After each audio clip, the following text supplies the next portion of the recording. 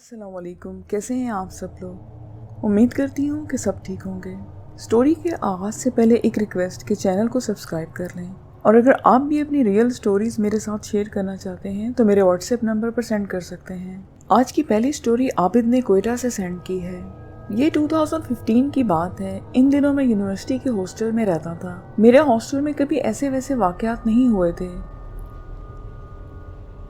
ये जनवरी की बात थी। इतवार के दिन अच्छी खासी धूप निकली थी। मैं और मेरा एक दोस्त हम यूनिवर्सिटी के मेन रोड में टहलने के लिए निकले। उसे एक कॉल आ गई तो वो हॉस्टल वापस निकल लिया। मैं चलते चलते रोड क्रॉस करके फॉर्म की तरफ निकल आया। जैसे ही मेन गेट क्रॉस करके फॉर्म की तरफ गया, मुझे पीछे से घोड़ों के अस्तबल में घोड़ों के बेचैन नज़र आने की आवाज़ें आईं। मैं 1 मिनट के लिए रुक गया। तभी पोल्ट्री फार्म के आगे मुझे कुछ एहसास हुआ, जैसे मुझे कोई देख रहा है। मैं घबरा गया। मैं किसी तरह वहाँ से भागने की कोशिश करने लगा, मगर गेट तक का रास्ता 100 मीटर तक का था। पर मुझे ऐसा लगा कि ये कभी ख़त्म नहीं होगा। मैं इसे अपने अंदर का डर समझा, मगर मैं गलत था। फिर वहाँ कोई और चीज़ मुझे अपने होने का एहसास दिला रही थी। अचानक ये सब ख़त्म भी हो गया। इस वक्त तक मैं फुल पसीने में भीग चुका था।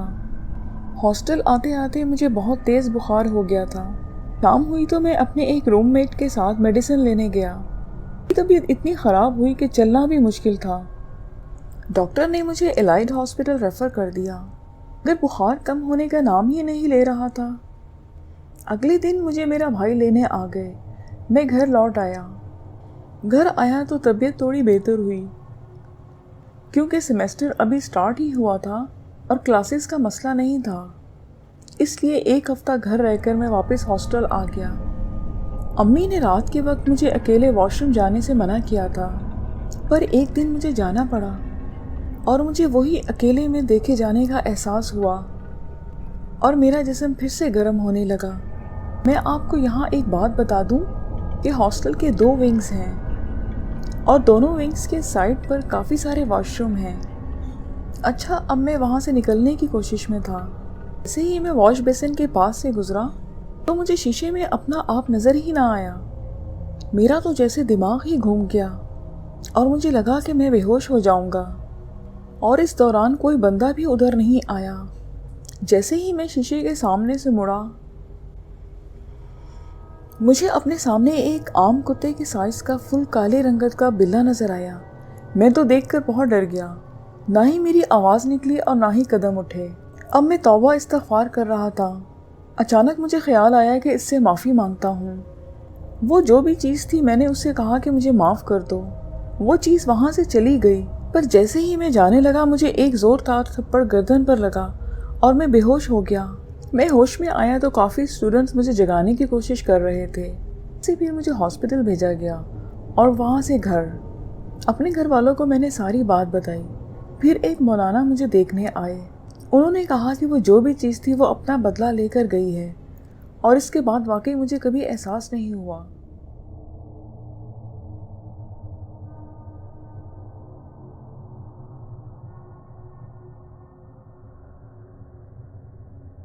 सेकेंड स्टोरी मुझे आसिम ने सेंड की है। ये एक सच्ची कहानी है जो मैं आपको सुनाने जा रहा हूँ, जो मेरे साथ हुआ।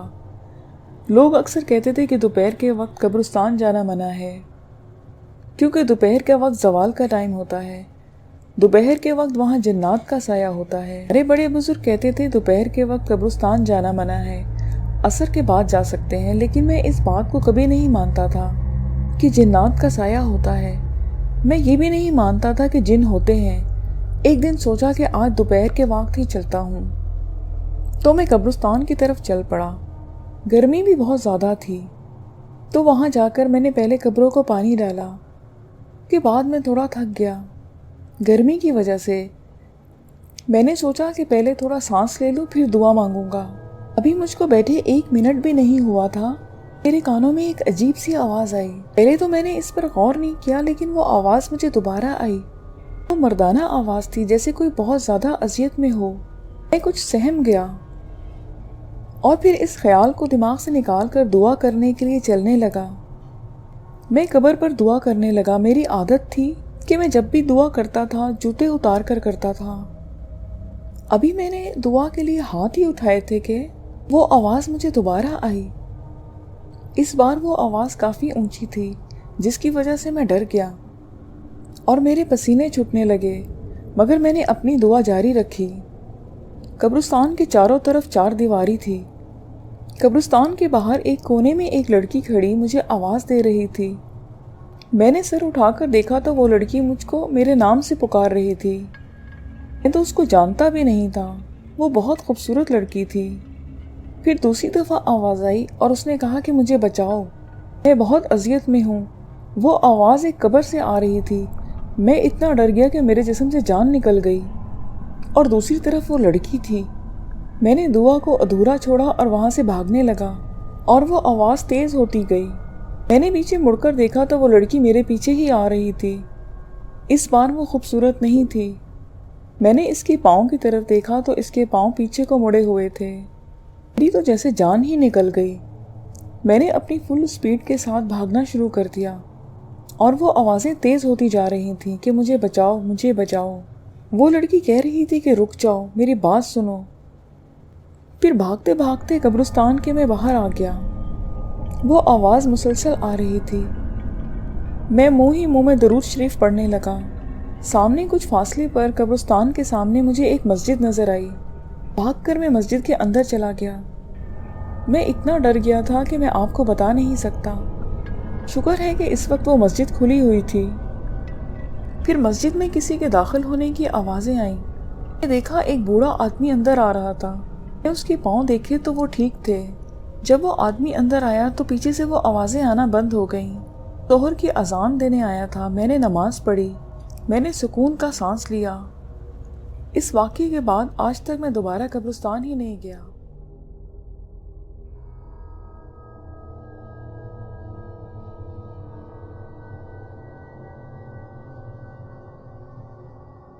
نیکسٹ سٹوری علی رضا نے سینڈ کی ہے ساہیوال سے۔ میرا نام علی رضا ہے۔ میں ساہیوال کے ایک گاؤں 56G میں رہتا ہوں۔ میں نے میٹرک تک تعلیم اپنے گاؤں میں ہی حاصل کی، اور اس کے بعد میں نے اسکول چھوڑ دیا۔ پھر میں نے درس میں داخلہ لیا۔ وہاں بھی دل نہ لگا تو سب نے کہا کہ کوئی کام سیکھ لو۔ ایک دوست نے مجھے کالج میں داخلہ دلوایا۔ وہاں میں الیکٹریشین کا ڈپلومہ کرنے لگا۔ 6 مہینے کے بعد وہ کورس ختم ہو گیا۔ پھر میں ایک الیکٹریشین شاپ پر کام کرنے لگا۔ وہاں میرا ایک دوست کاشف بھی کام کرتا تھا۔ ہم اکٹھے ہی آتے جاتے تھے۔ ہمارے استاد کا نام ابرار تھا۔ ایک دفعہ استاد نے کہا کہ ہمیں کام کرنے کے لیے لاہور جانا ہے۔ شام کو میں اور میرا دوست کاشف استاد کے ساتھ لاہور پہنچ گئے۔ رات کے تقریباً 12 بجے کا وقت تھا۔ پھر 2 ہفتوں کے بعد کام کرنے کے بعد ہم واپس آنے لگے۔ وہاں سے نکلنے میں ہمیں دیر ہو گئی۔ ہم تقریباً 8 بجے نکلے اور 1 بجے ساہیوال پہنچ گئے۔ ہم بس اسٹاپ پر کھڑے تھے۔ اب ہمیں اپنے گاؤں جانا تھا۔ کاشف اور ہمارا استاد ایک ہی گاؤں میں رہتے تھے، اور وہ گاؤں میرے گاؤں سے تھوڑا سا آگے تھا۔ ہم نے گاؤں جانے کے لیے دوسری بس پکڑی۔ میرا گاؤں تھوڑا سا پہلے تھا تو میں پہلے ہی اتر گیا۔ اب رات کا تقریباً 1:30 بج چکا تھا۔ وہاں سے مجھے 3 کلومیٹر کے لیے گھر جانا تھا۔ نومبر کا منتھ تھا، اوپر سے اتنی ٹھنڈ، راستے بھی ویران تھے۔ خیر میں اللہ کو یاد کرنے لگا اور تیز تیز چلنے لگا۔ چلتے چلتے اچانک درختوں کے بیچ ایک پتا اڑا۔ میں ڈر گیا۔ میں تو پہلے ہی ڈرتے ہوئے آ رہا تھا۔ میرا تو جیسے پورا جسم کانپنے لگا، مگر میں چلتا ہی رہا۔ میں گاؤں پہنچنے والا تھا کہ آگے سے کچھ عورتوں، جنہوں نے ہاتھوں میں چراغ پکڑے ہوئے تھے، آتی ہوئی دکھائی دی۔ ان کے پاؤں پیچھے کی طرف مڑے ہوئے تھے۔ میرے پاس آ کے کہنے لگی، آدم زاد، تمہیں معلوم نہیں کہ رات ہمارے لیے ہوتی ہے؟ دوسری بولی کہ آج اسے چھوڑ دیتے ہیں، آج کے بعد نظر آیا تو کچا چبا جائیں گے۔ یہ کہہ کر وہ آگے بڑھ گئیں اور پھر غائب ہو گئیں۔ پھر میں وہاں سے ایسا بھاگا کہ اپنے گھر آ کے سانس لیا۔ اس کے بعد میں بیمار ہو گیا اور 5 دن تک بخار میں رہا۔ وہ خوفناک رات میں کبھی نہیں بھول سکتا۔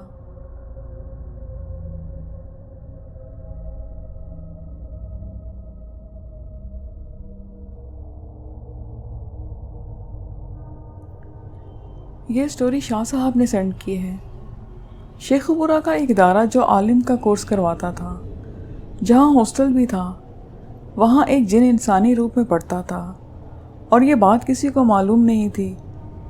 ایک دن اس کی بات ایسے کھلی کہ ہوا یوں کہ استاد نے اس جن کے بچے کو ایک دن اپنی پگڑی اتار کر دی، یہ دھو کر کہیں ڈال دو اور جب سوکھ جائے تو مجھے لا کے دینا۔ کافی وقت گزر گیا تو استاد نے دوسرے بچوں سے پوچھا کہ میں نے اس بچے کو پگڑی دھونے کے لیے دی تھی، اب تک سوکھ گئی ہوگی، مگر اس نے میری پگڑی کہاں ڈالی ہے؟ باقی بچوں کو بھی پتہ نہیں تھا۔ اچانک استاد کی نظر اوپر گئی تو انہوں نے دیکھا اس ادارے میں بہت اونچے اونچے درخت تھے، تو انہوں نے دیکھا کہ اس جن نے وہ پگڑی کچھ درختوں کی چوٹیوں پر پھیلا کر ڈالی ہوئی تھی۔ استاد ساری بات سمجھ گئے۔ پھر اس جن نے وہاں اوپر سے ہی پگڑی رول کر کے اپنے استاد کی طرف پھینک دی اور پھر وہ کبھی واپس نہ آیا۔ اسی طرح ایک بزرگ دینی علوم میں دلچسپی رکھتے تھے۔ علاقے کے لوگوں کو دینی اور شرعی معاملات میں رہنمائی حاصل ہوتی تھی۔ وہ نکاح بھی پڑھا دیتے تھے، جنازہ امامت وغیرہ کرواتے۔ لوگ ان کی بہت عزت کرتے تھے۔ ایک رات سو رہے تھے کہ آدھی رات کو ان کو کسی نے جگایا کہ برائے مہربانی ہمارا نکاح پڑھوا دیجیے۔ وہ اکثر جنات کے ہاں بھی جاتے تھے تو اب بھی چلے گئے۔ نکاح پڑھایا، کھانا بھی نہیں کھایا اور نہ ہی کچھ نقد لیا۔ وہ جنات اصرار کرتے رہے، آخرکار انہوں نے ایک ان سے دھاگے کا گولا دیا۔ قاضی صاحب نے یہ تحفہ تو رکھ لیا مگر کسی کو بتایا نہیں کہ وہ کس نے دیا ہے۔ گھر آ کر وہ سو گئے۔ صبح بیوی نے پوچھا رات کو آپ بستر پر نہیں تھے، کہاں گئے تھے؟ وہ بولے کہ کام سے گیا تھا۔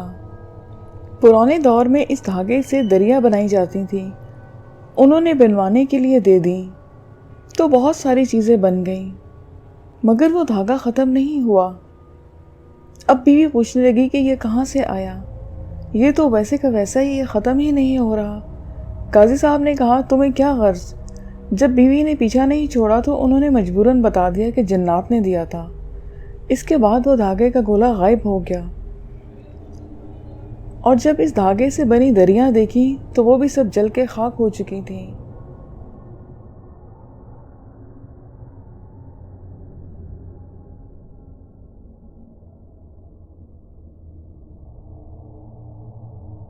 نیکسٹ سٹوری ابرار نے سینڈ کی ہے۔ ویسے تو جنات کے بارے میں بہت سے واقعات سننے میں آتے ہیں، لیکن میں ان واقعات پہ کبھی یقین نہیں کرتا تھا کہ ایسا کچھ نہیں ہوتا، کوئی جن بھوت نہیں ہوتے، یہ بس انسان کا وہم ہوتا ہے۔ لیکن میرے اس وہم کو بدلنے میں زیادہ ٹائم نہیں لگا۔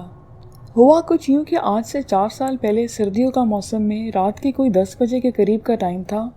مجھے کنفرم ٹائم تو یاد نہیں، لیکن کچھ زیادہ ٹائم نہیں ہوا تھا۔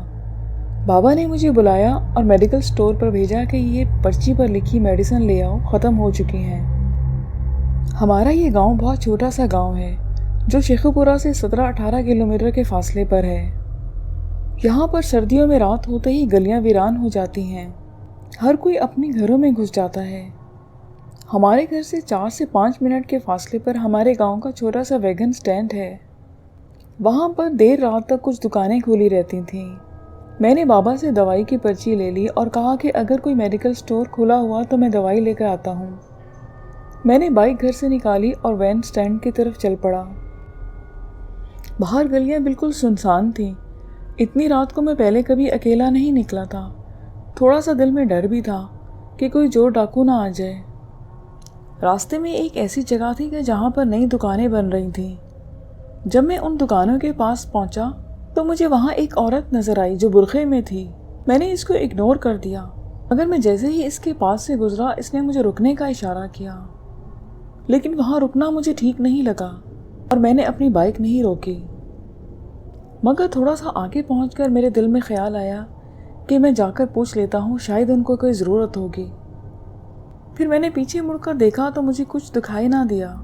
وہ عورت کہاں کھڑی ہے؟ میرے دل میں ڈر بھی تھا کہ کوئی گڑبڑ نہ ہو۔ مجھے پورے راستے میں کوئی انسان نظر نہیں آیا تھا سوائے اس عورت کے، وہ بھی اس سنسان مارکیٹ کے باہر۔ خیر میں نے بائک کو اس مارکیٹ کی جانب موڑا تاکہ بائک کی لائٹ میں اس عورت کو دیکھوں کہ وہ کہاں کھڑی ہے۔ میں نے صرف اپنی بائک کا ہی رخ اس کی طرف کیا تھا، لیکن میری ہمت نہیں ہوئی کہ اس کے نزدیک جاؤں۔ میں نے دور سے اس کو زور سے آواز دی کہ کون ہو اور مجھے رکنے کا اشارہ کیوں کیا، سب ٹھیک تو ہے؟ میری آواز میں کپکپاہٹ تھی۔ میں نے جیسے ہی اس کو آواز لگائی، اس کے جواب میں اس عورت نے ایک دکان کی طرف اشارہ کیا کہ میرا سامان اندر پڑا ہے، میرے ساتھ وہ اٹھوا دو۔ بس یہی الفاظ سن کر میں سر سے پاؤں تک سردی کی لہر میں ڈوب گیا، کیونکہ اس عورت کی آواز نہ عورتوں جیسی تھی نہ مردوں کی طرح، ایک عجیب سی آواز تھی جسے میں بیان نہیں کر سکتا۔ وہ عورت یہی بات کر کے میری جانب بڑھی۔ اسے اپنی جانب بڑھتا دیکھ کر میرے ہوش اڑ گئے۔ میرے ذہن میں یہی خیال آیا کہ آج میں نہیں بچوں گا۔ پھر جیسے ہی میرے دماغ نے کام کیا، میں نے بائک دوڑا دی۔ میری ہمت نہیں ہوئی کہ میں پیچھے مڑ کر دیکھوں، میرا پورا جسم کانپ رہا تھا۔ بڑی مشکل سے میں اپنے گھر کے دروازے پر پہنچا۔ دروازہ بند تھا۔ میں نے بریک نہیں لگائی اور بائک کو دروازے میں ہی اندر کر دیا۔ میری ڈر کے مارے آواز نہیں نکل رہی تھی کہ کہیں وہ عورت میرے پیچھے نہ آ جائے۔ میرے بھائی نے کہا کہ تم ہمت کرو، ہم وہاں جا کر دیکھتے ہیں۔ پھر جب ہم دوبارہ وہاں پہنچے تو وہاں کچھ بھی نہیں تھا، صرف سناٹا تھا، بالکل اندھیرا چھایا ہوا تھا۔ اس واقعے کو کافی وقت ہو گیا ہے، لیکن اس عورت کی آواز آج بھی میرے دماغ میں گونجتی ہے۔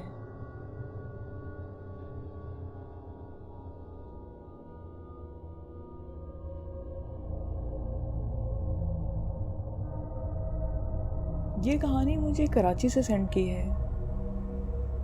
یہ 2013 کی بات ہے۔ تعلیم کے ساتھ ساتھ کمانا میری مجبوری تھا تاکہ میں اپنی تعلیم کے اخراجات اٹھا سکوں۔ میں ابھی انٹر کے فرسٹ ایئر میں تھا اور اپنی ایجوکیشن پرائیویٹ حاصل کر رہا تھا کہ میرے استاد نے، جو کہ کسی دوسرے اسکول میں پرنسپل تھے، مجھے اسکول میں پڑھانے کے لیے آفر کی۔ ان کو ضرورت تھی اور شاید وہ میری قابلیت کو جانتے تھے۔ میری ضروریات کو دیکھتے ہوئے انہوں نے ایسا کہا تھا، حالانکہ میری ایجوکیشن اتنی زیادہ نہیں تھی۔ اسکول میں پڑھاتے ہوئے مجھے ایک دوست نے ہوم ٹیوشن کا بتایا۔ اچھی پیمنٹ مل رہی تھی سو میں نے جوائن کر لی۔ اسی طرح دن گزرتے گئے۔ جس گھر میں جاتا تھا وہ گھر ایمبرائڈری کی فیکٹری کے اوپر تھا۔ مالک مکان، اس کی بیوی اور 2 بچے میاں بیوی جوان تھے اور وہ شریف لوگ تھے۔ بچے اپنی عمر کے حساب سے باتونی اور شرارتی تھے۔ ایک دن میں پڑھانے کے لیے گیا، بیٹھا ہی تھا کہ دونوں بہن بھائی غصے میں کمرے میں داخل ہوئے۔ ان کے منہ اترے ہوئے تھے۔ وجہ پوچھنے پر انہوں نے بتایا کہ ہمارے چچا کے ساتھ ہماری صلح ہو گئی ہے اور وہ آئے ہیں۔ ان کے ساتھ ان کی پیاری سی بیٹی جو کہ بہت اچھی باتیں کرتی ہے، اور اس کا بھائی بھی ہے جو کہ بہت چھوٹا ہے۔ ہمیں ان کے ساتھ کھیلنا ہے۔ ہم آپ کو بھی اپنی کزن سے ملواتے ہیں، آپ مل کر حیران ہو جائیں گے۔ میرے اسٹوڈنٹ 7 اور 8 سال کی ایج کے تھے۔ پھر میں نے ان کو جلد چھوڑ دینے کا وعدہ کر کے پڑھانے لگا۔ تھوڑی ہی دیر بعد ایک بہت ہی اچھی بچی، ویل مینرڈ بچی جس کی ایج 4 سال کی اور کچھ مہینے کی تھی، کمرے میں آئی۔ میں نے نوٹس کیا کہ اس کے قدموں کی آہٹ بالکل نہیں تھی اور وہ سیدھا میرے سامنے آ کر بیٹھ گئی اور مجھے سلام کرنے لگی۔ اس بچی میں بہت زیادہ کانفیڈنس تھا، ایک پراسراریت تھی۔ ابھی میں اس سوچ کو محسوس ہی کر رہا تھا کہ اس نے ایک سوال کر دیا، آپ ان دونوں کو پڑھانے آتے ہیں؟ سوال اس کا بچوں والا تھا۔ میں نے مسکرا کر ہاں کر دی۔ بچے جس کا نام میں نہیں بتانا چاہتا دوبارہ بولی، چلے آپ پڑھا لیں، میں تنگ نہیں کرتی۔ یہ کہہ کر وہ چلی گئی۔ ابھی تھوڑی ہی دیر ہوئی تھی کہ وہ بچی اپنی والدہ کے ساتھ آئی۔ بچی خاموش تھی۔ میرے شاگرد کی والدہ نے مزاحیہ انداز میں بتایا کہ اس کو آپ بہت پسند آئے ہیں، وہ ضد کر رہی ہے کہ میں آپ سے ہی ٹیوشن لوں گی۔ میں نے پیار سے اس بچی کو دیکھا جو مجھے ہی دیکھ رہی تھی۔ میں انکار کرنے لگا لیکن اس کی والدہ بہت ضد کر رہی تھی۔ انہوں نے کہا کہ آپ کے گھر کے پاس ہی ہمارا گھر ہے، اب آپ انکار مت کریے گا۔ تو مجھے ان کو پڑھانے کی حامی بھرنی پڑی۔ 3 دن بعد میں نے اس ہوم ٹیوشن کو جوائن کر لیا۔ گھر ڈھونڈنا مشکل نہ تھا۔ ان کی گلی میں ایک بیری کا درخت تھا۔ اس گلی میں صرف عیسائی لوگ رہتے تھے۔ گلی چھوٹی تھی اور چند گھر تھے۔ دوسری گلی اور باقی محلے میں مسلمان ہیں۔ ان کے گھر کے مسجد کے ساتھ تھا۔ گھر کافی بڑا تھا مگر گھر میں رہنے والے کافی کم لوگ تھے۔ اتنے بڑے گھر کو 2 حصوں میں ڈیوائیڈ کیا گیا تھا۔ میں نے وہاں روز جانا شروع کر دیا۔ شروع میں تو وہ بچی ویل مینرڈ لگی اور مینرز کے ساتھ پڑھتی رہی، پھر وہ اچانک ضرورت سے زیادہ میری ذات میں انٹرسٹ لینے لگے۔ اتنی چھوٹی بچی اور ایسی رومانٹک باتیں۔ میں اپنی عزت کی وجہ سے بچی کو ڈانٹ پیار سے سمجھاتا رہتا کہ اگر ان کے ماں باپ میں سے کوئی اس وقت آ جائے تو میری ذات پر شک نہ کرے، مگر وہ بچی روز نئے سوال کرتی رہتی۔ کیونکہ میں ایک ہی فیملی کے بچوں کو پڑھا رہا تھا تو ان کا ٹرسٹ مجھ پہ بہت ضروری تھا۔ وہ بچی دن بدن مجھ سے بہت کلوز ہوتی گئی اور وہ بہت عجیب سی باتیں کرتی تھی جس کا میرے پاس جواب نہیں تھا۔ آف ٹائم پر مجھے رکنے کا اصرار کرتی، میرے کپڑے ہر چیز پر نظر رکھتی اور وہ سب اس کو یاد بھی رہتا کہ میں نے کب کیا پہنا تھا۔ میری روز تعریفیں کرتی۔ مجھے لگا کہ شاید باپ کی طرح مجھ سے اٹیچ ہو رہی ہے۔ میں کافی کنفیوز تھا مگر اس کی عجیب حرکتیں مجھے پریشان کرتی۔ میرا آنے سے پہلے انتظار کرتی اور ایک خاص بات کی مجھے سمجھ نہیں آتی، وہ مجھے نماز نہیں پڑھنے دیتی تھی۔ میں نماز پڑھنے جاتا تو واپسی تک روتی رہتی۔ اس کو اپنے ماں باپ کی بھی پرواہ نہیں تھی۔ اس کے پیرنٹس بچی کی کسی حرکت کو نوٹس نہیں کر رہے تھے مگر میں پریشان رہتا اور اب میں اس کو مسلسل ڈانٹنے لگا تھا۔ پڑھائی میں بہت اچھی تھی۔ میرے ڈانٹنے پر ماں تک بات پہنچی تو میں نے بتایا کہ یہ باتیں زیادہ کرتی ہے اور تنگ بھی کرنے لگی ہے۔ ایک بات میں بتا دوں کہ بچی کی والدہ اس کو اکثر چھوڑ کر بازار چلی جاتی تھی اور وہ اکیلی گھر میں مزے سے کھیلتی رہتی، نہ کبھی ڈری نہ کبھی اس نے کسی گھبراتے ہوئے دیکھا۔ اکثر میرے آواز دینے پر وہ کسی اندھیرے کمرے میں سے برآمد ہوتی۔ وہ اکثر عجیب و غریب سوال کرتی۔ اس دن بھی اس نے ایسا ہی سوال کیا کہ میں نے اس کے منہ پہ ایک تھپڑ مار دیا۔ اس نے وہ تھپڑ کا ذکر بھی اپنے ماں باپ کے ساتھ نہیں کیا بلکہ اگلے دن مجھے بات نہیں کی۔ میں بھی سکون سے پڑھایا اور واپس آ گیا۔ میری ٹیوشن کی وجہ سے اس نے اپنے کزن سے بھی ملنا جلنا چھوڑ دیا تھا۔ پھر ایک دن وہ گھر پر اکیلی تھی۔ نانا نے اس کے دروازہ کھولا اور مجھے اندر بھیج کر وہ چلے گئے۔ میری کافی آوازیں دینے پر وہ اندھیرے کمرے سے باہر آئی۔ اس کی حالت دیکھ کر لگ رہا تھا کہ شاید وہ اندر کسی کے ساتھ کھیل رہی تھی۔ مجھے کسی وجود کے ہونے کا احساس ہوا۔ میں نے پوچھا تو اس نے کوئی جواب نہ دیا بلکہ کتابیں نکالنے لگی۔ میں نے پھر پوچھا کہ اندر کون تھا تو پھر مجھے غور سے دیکھ کر چپ رہی۔ میں پڑھانا شروع کر دیا۔ وہ کچھ نہیں بول رہی تھی، سر نیچے کیے پڑھتی جا رہی تھی۔ اس سے لگ رہا تھا کہ وہ جیسے جلدی پڑھنا چاہتی ہو اور اس کا کوئی انتظار کر رہا ہو۔ پھر تھوڑی ہی دیر بعد ایک کالا سایہ اندر سے نکلا اور اڑتا ہوا باہر چلا گیا۔ مجھ پر انجانے سے خوف کی کیفیت طاری ہو گئی۔ ابھی میں اس عجیب چیز کو جاتے دیکھ رہا تھا کہ مجھے اس کی آواز آئی، سر آپ ڈر گئے ہیں؟ میں نے منہ اوپر اٹھایا تو اس کی آنکھیں لال سرخ تھیں اور باہر کو نکلی ہوئی تھیں۔ وہ مسلسل بول رہی تھی کہ سر آپ ڈر گئے اور پھر طنزیہ ہنسنے لگی۔ میں تو گمسم ہو گیا تھا۔ اس اچانک سچویشن پر وہ بولتی رہی، سر آپ ڈر گئے۔ میں نے ہمت کر کے اس کو ڈانٹا۔ وہ بچی پہلے والی بچی لگ ہی نہیں رہی تھی۔ وہ اپنے منہ پر ہاتھ رکھ کر ہنسنے لگی کہ آپ ڈر گئے ہیں۔ ایسا لگ رہا تھا کہ وہ مجھے نہیں بلکہ خود کو نارمل کرنا چاہتی ہو۔ اس نے کہا، سر آپ جنوں بھوتوں سے ڈرتے ہیں؟ اور پھر ہنسنے لگی، سر آپ کیوں ڈر گئے؟ اس کی یہ بات کہنا تھی کہ مجھے اندازہ ہو گیا اس کو ڈانٹنا اور مارنا میرے لیے نقصان ہو سکتا ہے۔ میں اٹھا تو وہ مجھے مزید چڑھانے لگی کہ سر آپ ڈر گئے اور ہنسنے لگی۔ مجھے اس کی آواز دور تک آتی رہی۔ میں فوراً باہر نکلا اور گھر آ گیا۔ سمجھ نہیں آیا کہ اس کو کیا ہوا اور وہ سایہ کیا تھا۔ اگلے دن مجھے فون آیا کہ آج مت آنا، اس کو بہت تیز بخار ہے، اور پوچھا کہ آپ نے اس کو مارا تھا؟ میں نے بتایا کہ نہیں۔ اس کی امی نے کہا کہ جب میں آئی تو وہ اپنے کمرے میں بیٹھی رو رہی تھی اور میرے پوچھنے پر بھی کچھ نہیں بتایا۔ آپ بتا دیں کہ کیا ہوا تھا۔ میں نے ان کو یقین دلایا کہ کچھ نہیں، بس ڈانٹ دیا تھا۔ پھر 2-3 دن بعد مجھے آنے سے منع کر دیا گیا۔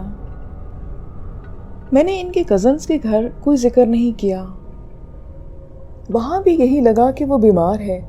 اس کے بعد اس کی بچی نے خود پڑھنے سے منع کر دیا۔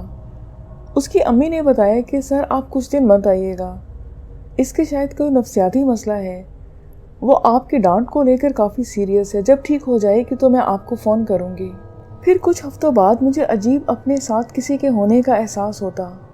رات کو سوتے میں کوئی میرے جسم پر ہاتھ پھیر دیتا، اور ایک دن اپنی سیڑھیوں پر کالے لباس میں کسی انجانے سے شخص کو میں نے بیٹھے دیکھا۔ یہ چھوٹے چھوٹے واقعات اتنے زیادہ ہونے لگے کہ خوف میرا ختم ہو گیا۔ میں اس سائے کے پیچھے چل پڑا اور سیڑھیاں ختم ہوتے ہی وہ کہیں غائب ہو گئی۔ مجھے نیند میں بھی جاگنے کی عجیب کیفیت رہتی۔ سو کر اٹھتا تو تھکاوٹ اتنی ہوتی جیسے کسی نے بہت زیادہ مارا پیٹا ہو۔ اور پھر کبھی فون نہ آیا۔ میں نے جلدی دوسری ٹیوشن بھی چھوڑ دی۔ ایک پرماننٹ جاب مل گئی تھی۔ میں نے اپنے ساتھ ہونے والی ساری بات گھر بتائی۔ میری فیملی ان چیزوں پر ایمان نہیں رکھتی تھی، مگر میرے عجیب بدلتے رویے نے ان کو مجبور کر دیا کہ میرا علاج کروایا جائے۔ میرا روحانی علاج ہوا۔ انہوں نے مجھے نماز پڑھنے کی تاکید کی۔ پھر اچانک کچھ مہینے بعد میں کسٹمر سروس میں ہوں تو اس کی والدہ اور بچی ایک شاپنگ مال میں مجھے ملی۔ ان کی امی کے ساتھ سلام دعا ہوئی اور میں نے ان کا حال پوچھا تو بچی نے مجھے پہچاننے سے انکار کر دیا، حالانکہ اس بات کو ابھی 6 ماہ گزرے تھے۔ بچی نے میری طرف منہ اٹھا کے دیکھا بھی نہیں اور وہ لوگ چلے گئے۔ لسنرز، یہ آج کے سٹوریز تھیں۔ امید ہے کہ آپ کو پسند آئیں گے۔ پھر نیکسٹ ویڈیو میں ملیں گے نیو سٹوریز کے ساتھ۔ اپنا بہت خیال رکھیے گا۔ مجھے اجازت دیجیے۔ خدا حافظ۔